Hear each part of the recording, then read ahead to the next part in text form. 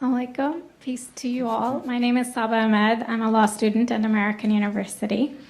I am here to ask you a simple question. I know that we portray Islam and all Muslims as bad, but there's 1.8 billion Muslim followers of Islam.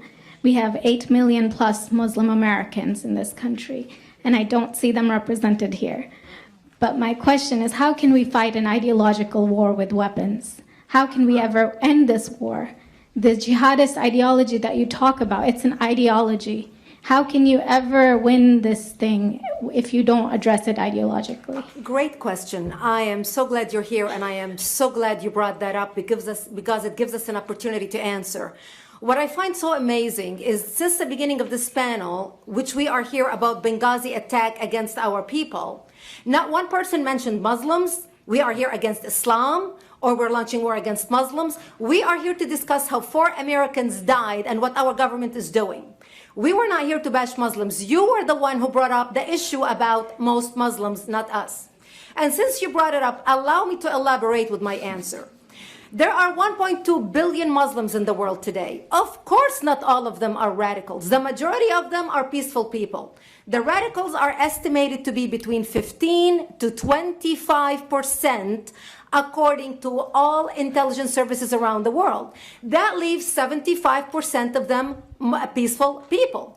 But when you look at 15 to 25% of the world Muslim population, you're looking at 180 million to 300 million people dedicated to the destruction of Western civilization.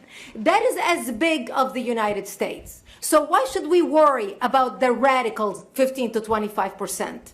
Because it is the radicals that kill. Because it is the radicals that behead and massacre. When you look throughout history, when you look at all the lessons of history, most Germans were peaceful. Yet the Nazis drove the agenda. And as a result, 60 million people died.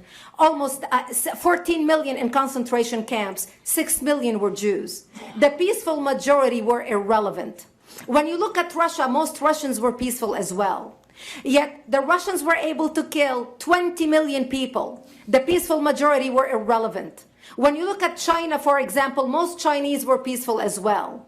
Yet the Chinese were able to kill 70 million people. The peaceful majority were irrelevant. When you look at Japan prior to World War II, most Japanese were peaceful as well. Yet Japan was able to butcher its way across Southeast Asia, killing 12 million people, mostly killed with bayonets and shovels. The peaceful majority were irrelevant.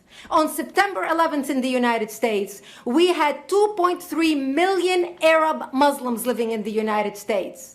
It took 19 hijackers, 19 radicals to bring America down to its knees, destroy the World Trade Center, attack the Pentagon, and kill almost 3,000 Americans that day. The peaceful majority were irrelevant. So for all our powers of reasons and us talking about moderate and peaceful Muslims, I'm glad you're here. But where are the others speaking out? And since you are the only Muslim representative,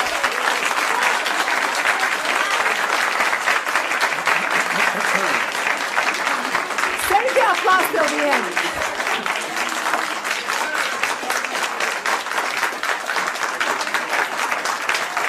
Thank you. Thank you.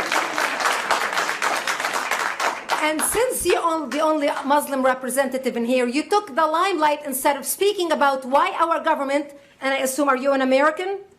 You're an American citizen. So as an American citizen, you sat in this room, and instead of standing up and saying a question or asking something about our 4 Americans that died and what our government is doing to correct the problem, you stood there to make a point about peaceful, moderate Muslims. I wish you brought 10 with you to question about how we can hold our government responsible. It is time we take political correctness and throw it in the garbage where it belongs and stop calling it fair.